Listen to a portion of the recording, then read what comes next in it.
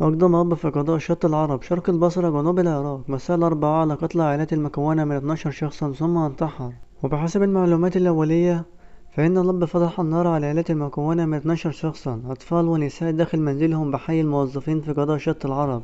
وقال مدير إعلام قيادة شرطة البصرة العقيد عزيز العبادي في تصريح أن جريمة القتل التي حصلت مساء يوم الأربعاء في منطقة حي الموظفين بقضاء شط العرب راح ضحيتها أفراد عائلة مكونة من 12 شخصا.